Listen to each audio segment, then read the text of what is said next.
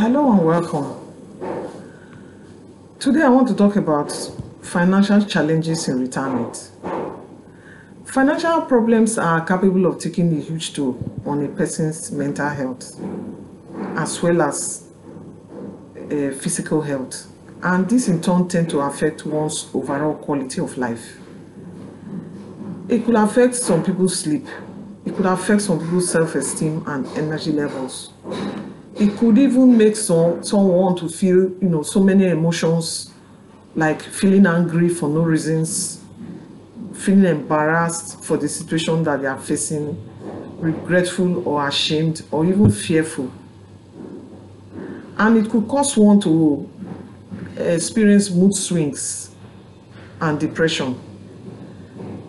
For some people, it could result in them getting into unnecessary arguments and quarrels in the home. Some people resort to drinking excessive alcohol, gambling, or drug abuse, or even abusing prescription drugs. They could do this as a way of escape from reality or to dull their worries. But as we are aware, these coping mechanisms do not take away the problem. They can make one to forget the problem temporarily, of course. If the state of your finances is something that you worry about, there is one very important fact that you should note, and that is you are not alone in this problem. There are others who are facing this challenge like you. So many others are facing this. A great number of Nigerians are experiencing this financial hardship, and the number is on the increase, and they are not even retired already. Some of them are still in employment, while some are out of employment. Some are searching for jobs. So know that for many of these people, it's a struggle. And for a retiree, if what you are facing is too much that you cannot bear it, then maybe you need to earn some more money. And earning some more money means getting a job that will augment what you receive as your retirement benefits. That is, if you are receiving at all, because we know what some people are facing. I know that some people will say, who's going to employ me? But I tell you that there is a possibility of getting a job. I know a few people who, after retirement, got jobs. Some of these jobs are related to, the previous jobs that they did before they retired, while some others are doing something entirely different. It doesn't matter what you do, but so long as it brings in money and it keeps you busy and helps with your financial challenges in the home, then I'll suggest you go for it if you still have the strength for another job. And this job need not be the same job that you retired from. So long as you love to do it and it brings you extra money, then give it a thought. Or if you know a business that you've always wanted to do, if the money is there, you could do that, or partner with somebody and do that business so that you could earn some more money. Okay, so let's look at the tips of how to manage your finances or cope with financial stress. The first thing to deal with when you have financial challenges is actually to talk to someone. The person you talk to doesn't have to be the person that will give you money. The person doesn't have to be the one that will fix your problems. But when you share your financial challenges with somebody, it tends to help with the way you feel. So find someone who is willing to listen. When you are facing financial problems, there's this strong temptation to keep it to yourself and try to sort things out on your own instead of discussing it with someone. And this is because many people feel embarrassed, talking about their financial challenges, because to them it means that they are incapable of providing for their family. At least that is how they feel. But talking over your worries can help you to make sense of what you are facing. And that your friend or loved one that you are talking with may even be able to come up with solutions that you hadn't thought about while thinking about how to get out of the challenge that you are facing. or even while you are talking about it, some ideas may drop into your mind that will help you to get out of the situation. That's tip number one. Then tip number two is you need to take inventory of your finances. Take inventory of your finances, because running away from your financial problem is not a solution. I mean, running away by refusing to take calls when your creditors are trying to reach you, or you ignore their messages. Like if you borrow money from a bank and your bank sends you a message on your phone, you just ignore it, you don't respond, and you don't do anything about it. Or you become very aggressive when your creditor come, to you for their money based on the agreed terms.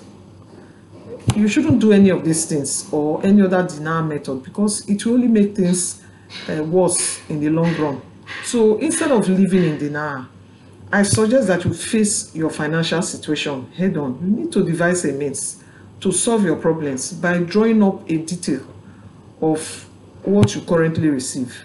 You need to know how much comes in a whole month on a regular basis. And then you also need to detail the debts that you owe currently. And then draw up all your spending over a period of 1 month. And I keep mentioning 1 month because that is how usually we receive money. If somebody wants to give you money, usually on a regular basis, they do it monthly. And if you are receiving your pension, it's monthly. So that's why I keep mentioning monthly. How much you receive in a month, and then how much you spend in a month. Then you need to answer some questions, like where the money that you receive go to. Where do you spend? What do you spend your money on? I say this because it may be that the cost of your or causes of your financial difficulties lie not in not getting enough money. It may lie somewhere else. It could be that the money goes into other things like gambling, or something as simple as giving out too much money that you could actually afford to give out to help other people. Or it could even be, for some people, a mental issue, like somebody who suffers from bipolar manic episodes could overspend unnecessarily without even thinking that the money that is at hand will not stretch for a month. So to prevent the same financial issues from recurring, it is important to address both the underlying issue and the money troubles that it created. That's tip number two. Then tip number three, you need to make a plan of how to sort your financial situation. And that plan, you need to stick to it. Because just as financial stress can be caused by a wide range of different money problems, so there are an equally wide range of possible solutions. The plan is to address your own specific problem. Now, when you draw up a budget that you could live within, then you need to stick to that budget. So if you have taken inventory of your financial situation, if you draw up your budget, then what you have spent, what you usually spend in a month, you take a critical look.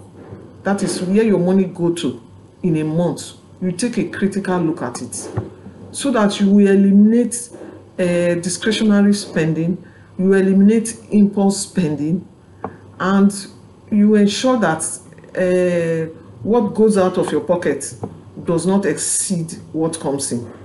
There are certain things that you can avoid. It's not that you don't need them, but you can do without them. Those things, you need to put them aside so that you will understand where or how your finances, they go to. And there are essentially three choices that are open to you in a situation like this. It is either you increase your income. If you want to keep spending the way you are spending, then you have to go and increase your income. But if you cannot increase your income, then you have to lower your spending. And that is why you need to eliminate certain things, like this, your impulse buying, and some of the things that you can actually do without. It's either you do that or you do both. That you should increase your income and at the same time lower your spending. And how you go about achieving, this will require making a plan. You have to plan and follow through with that plan. And the tip number 4 is to regain control of your finances. And how do you regain control of your finances? I talked about creating a monthly budget.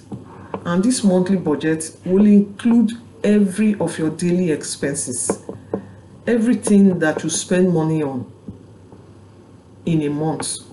And that includes even water that you buy, your transportation fare, your phone bills. You include all these ones. Then payments that are done on a yearly basis. Since you receive your money monthly, the payments that you do in a year that you have to pay, like your annual rent, like children's school fees, for example, or even car insurance, you need to divide the amounts, by 12, which is the 12 months of the year, and then you set aside one part monthly each time you receive your money. And also you factor in unexpected expenses such as medical bill and the usual amount that you spend on car maintenance. That's if you have a car. So you need to balance your books there. After you do this, you see whether your book will balance your income and your expenditure. And then if not, then you have to look for something in that your budget that you have drawn up to see what you can eliminate so as to help you make ends meet, so that you can have your peace in this retirement. Continue to review your budget and continue to eliminate avoidable expenses. See to it that at this stage your family members are in this your plan, because when they are in on this plan, it will make it easy to implement, because they need to show understanding that there are certain things that you spend money on, for the family in the home, because it's not only spending money on you, you spend for the family. They need to understand that all of you need to do without certain things. And the truth is this: even after you have implemented all of this, the financial difficulty will not go away, overnight. It will not, because it actually took you time to accumulate them. And it's probably something you have been doing while you were in employment. And now you are no longer in employment, what you receive has reduced drastically. Because we know that if you are receiving your pension regularly, monthly, is definitely less than your monthly salary while you are in employment. So you need to follow this path and stick to it. Gradually, monthly, your financial challenge will improve. It will get better. And this improvement will give you peace of mind. And the peace of mind will encourage you to keep going. So keep at it. And another very important tip that I want to give you is this: learn to be grateful for the good things in your life. You see, when one has financial issues and uncertainty, it seems to one that everything in one's life is not working, and it is easy to be overwhelmed by that thought, such that you do not see any other area of your life that is looking good. It is good that we remind ourselves that in this life, even though money is very important, to get things done and to get by, there are also other equally important things in life that we may not see because of our money worries. And these things, even if you have all the money in this world and you don't have them, you will still be unhappy. These things, money cannot buy them. So let's be thankful. Let's be thankful. Be thankful if you have a beautiful family. Be thankful if you have understanding children. Be thankful if you have a supporting spouse. Be thankful if you enjoy health. Appreciate these things, because they help to boost your mood when you remind yourself of this area of your life that you have been blessed with. It tends to ease your stress also. So if you learn, the habit of gratefulness, you will see that you will feel better while you are on this path in, repairing the finances of your life. Okay, so this is it for this video on handling financial stress in retirement. My name is Dr. Dorothy Ese. I hope that you find these tips useful, and I hope that you put them into use in order to improve your financial life. Thank you for watching. This is Retirees Nigeria. Bye-bye.